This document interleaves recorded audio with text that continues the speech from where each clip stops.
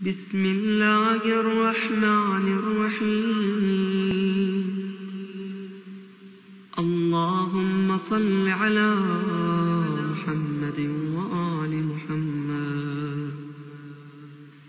السلام عليك يا أبا عبد الله.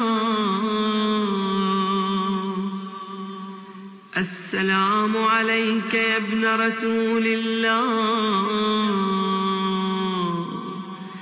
السلام عليك يا ابن أمير المؤمنين وابن سيد الوصيين. السلام عليك يا ابن فاطمة سيدة نساء العالمين. السلام عليك يا ثار الله وابن ثاره والوتر الموتور. السلام عليك وعلى الأرواح التي حلت بفنائك. عليكم مني جميعا سلام الله أبدا ما بقيت وبقي الليل والنهار. يا أبا عبد الله لقد عظمت الرزية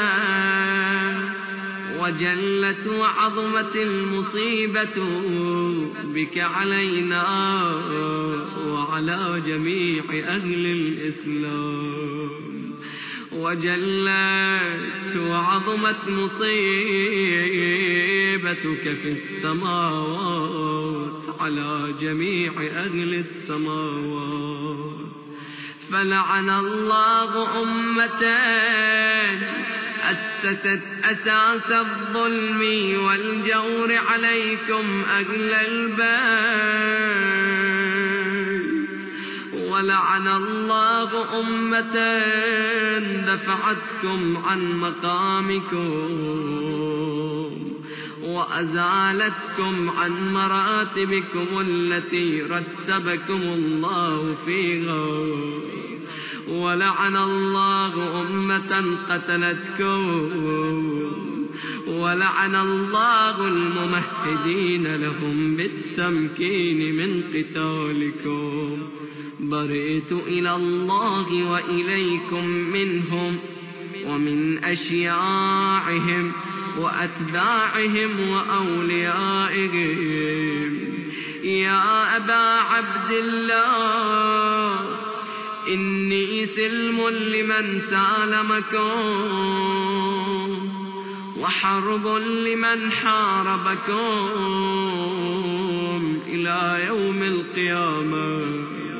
ولعن الله آل زياد وآل مروان. ولعن الله بني أمية قاطبة.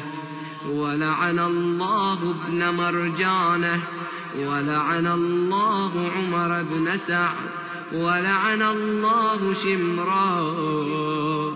ولعن الله أمة أسرجت وألجمت وتنقبت لقتالك. بأبي أنت وأمي لقد عظم مصابي بك. فأسأل الله الذي أكرم مقامك وأكرمني بك أن يرزقني طلب ثارك مع إمام منصور من أهل بيت محمد صلى الله عليه وآله. اللهم اجعلني عندك وجيها بالحسين عليه السلام في الدنيا والآخرة. يا أبا عبد الله إني أتقرب إلى الله وإلى رسوله وإلى أمير المؤمنين وإلى فاطمة وإلى الحسن وإليك بموالاتك وبالبراءة وبالبراءة ممن قاتلك ونصب لك الحار، وبالبراءة ممن أسس أساس الظلم والجور عليكم، وأبرأوا إلى الله وإلى رسوله ممن أسس أساس ذلك وبنى عليه بنيانه وجرى في ظلمه وجوره عليكم وعلى أشياعكم.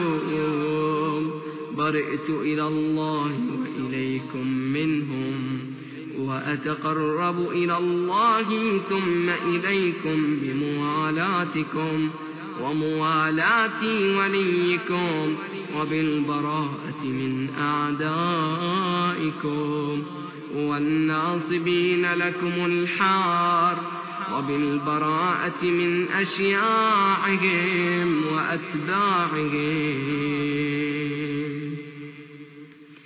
إني سلم لمن سالمكم، وحرب لمن حاربكم، وولي لمن والاكم، وعدو لمن عاداكم.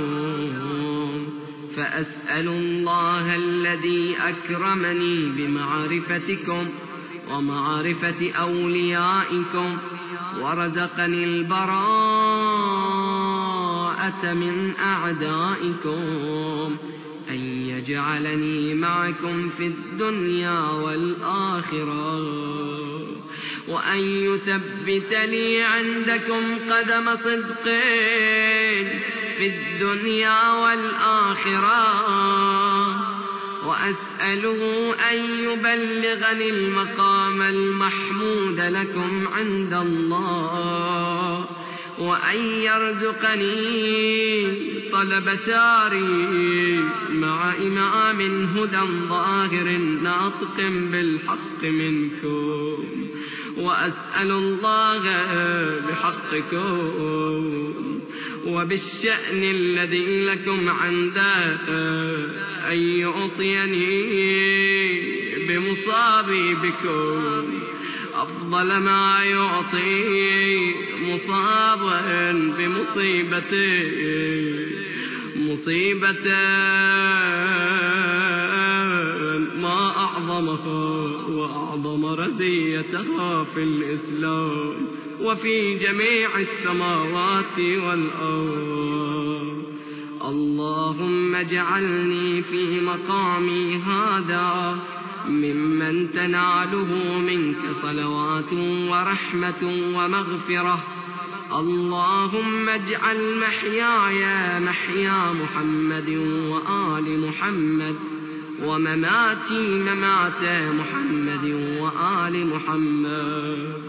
اللهم إن هذا يوم تبركت به بنو أمية، وابن آكلة الأكباد اللعين ابن اللعين على لسانك ولسان نبيك صلى الله عليه وآله في كل موطن وموقف وقف فيه نبيك صلى الله عليه وآله. اللهم العن أبا سفيان ومعاوية ويزيد بن معاوية، عليهم منك اللعنة أبد الآبدين. وهذا يوم فرحت به آل زياد وآل مروان بقتلهم الحسين صلوات الله عليه. اللهم فضاعف عليهم اللعن منك والعذاب الأليم. اللهم إني أتقرب إليك في هذا اليوم وفي موقفي غدا وأيام حياتي بالبراءة منهم واللعنة عليهم وبالموالاة لنبيك وآل نبيك عليه وعليهم السلام. ثم ثم تقول 100 مرة: اللهم العن أول ظالم ظلم حق محمد وآل محمد، وآخر تابع له على ذلك. اللهم العن العصابة التي جاهدت الحسين وشايعت وبايعت وتابعت على قتله، اللهم العنهم جميعا. ثم تقول 100 مرة: السلام عليك يا أبا عبد الله، وعلى الأرواح التي حلت بفنائك، عليك مني سلام الله أبدا ما بقيت وبقي الليل والنهار، ولا جعله الله آخر العهد مني لزيارتكم. السلام على الحسين وعلى علي بن الحسين وعلى أولاد الحسين